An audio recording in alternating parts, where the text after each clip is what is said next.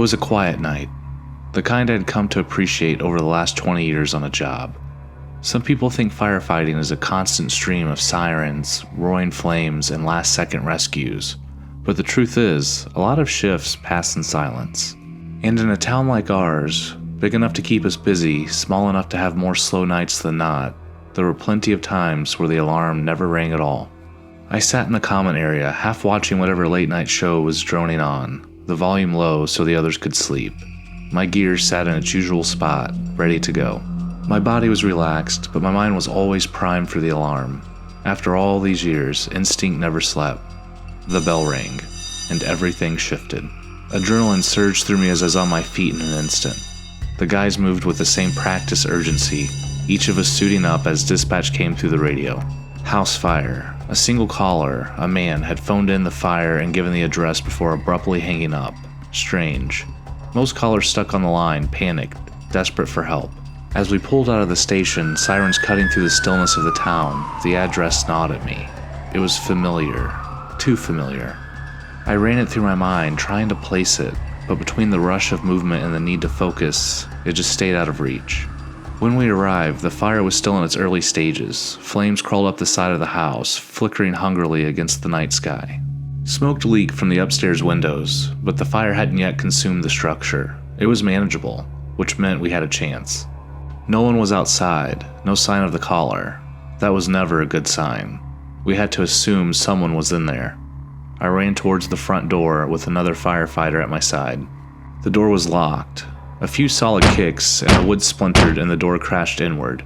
Heat and smoke billowed out, thick and choking, but I forced myself through. We called out, but no response came.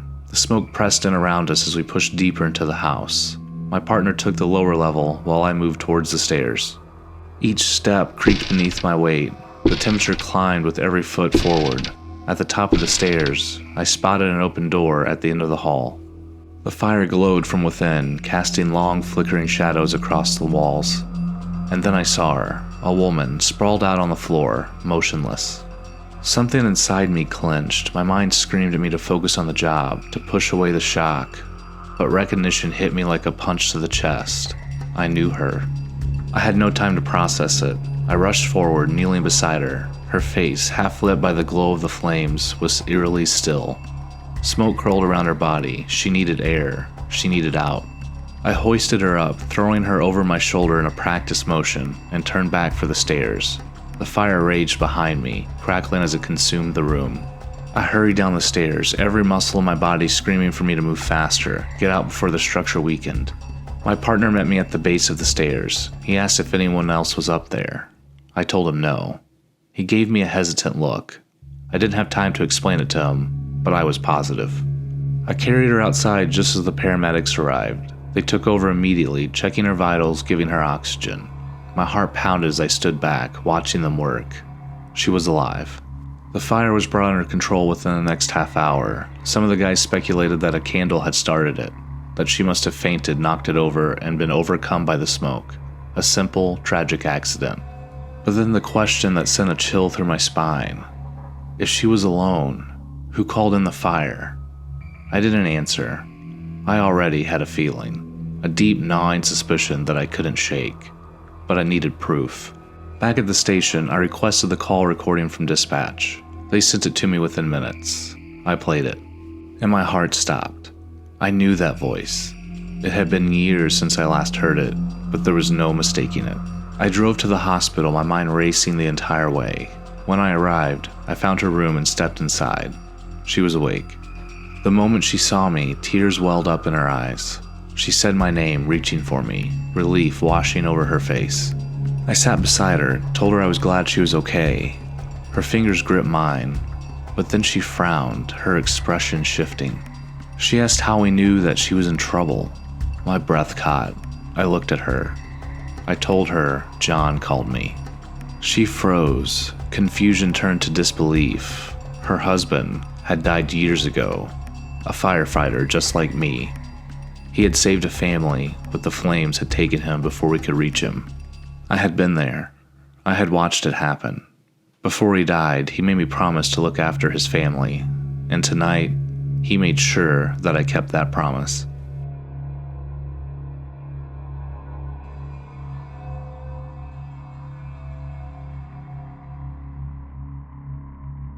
I had been on the job for about a year when I got the call that would change everything.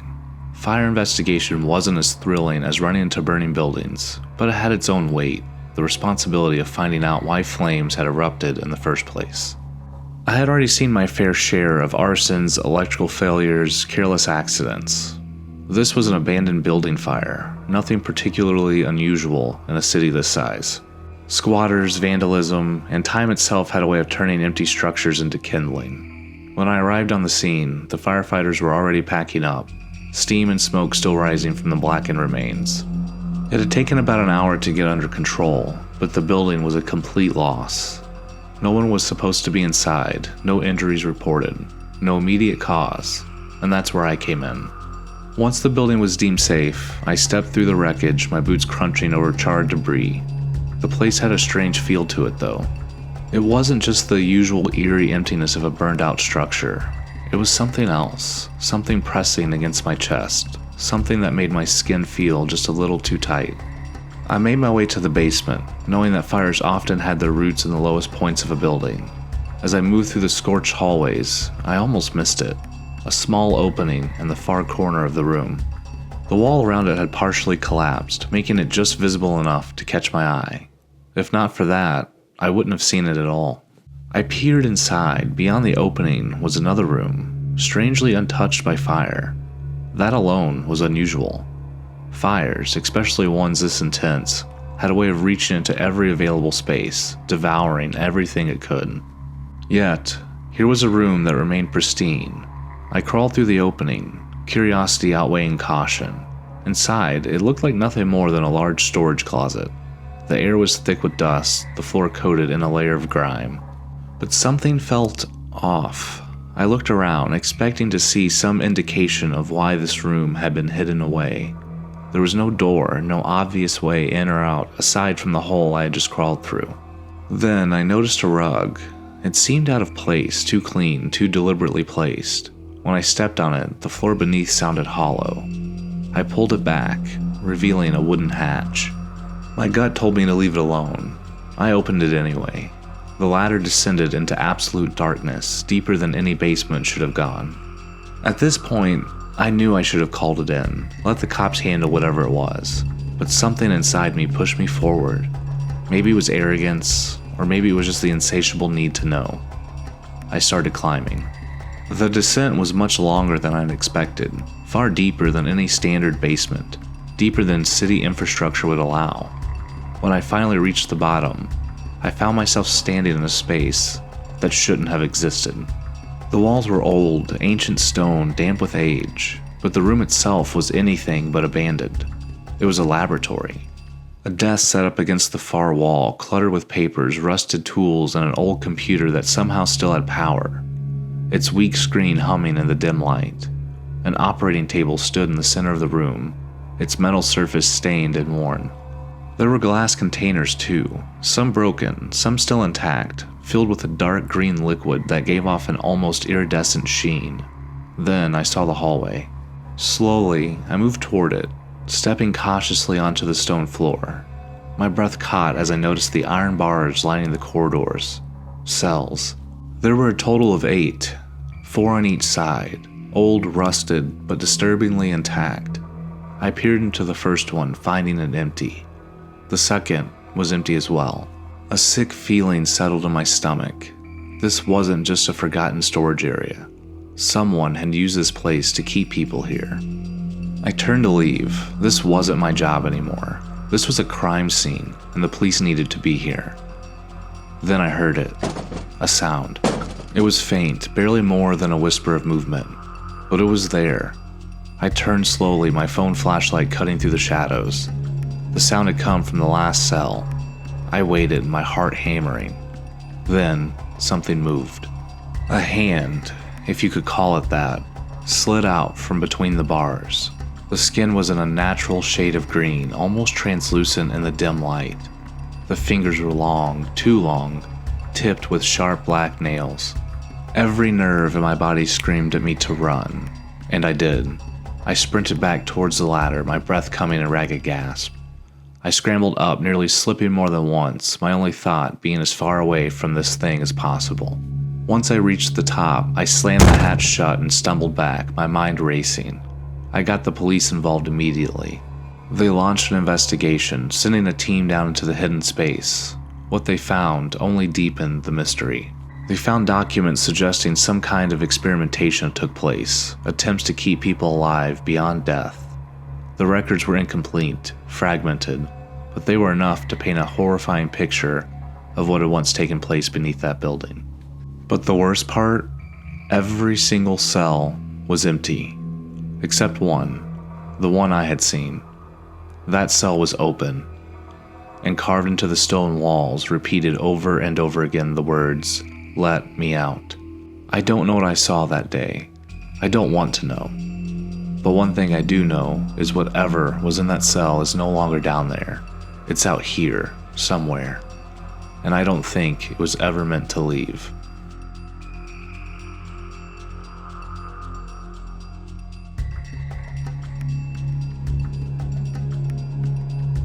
Most people think firefighters only put out fires. While that's a big part of the job, it's far from the only thing we do. Over the years, I've responded to car accidents, medical emergencies, downed power lines, and even the occasional cat stuck in a tree.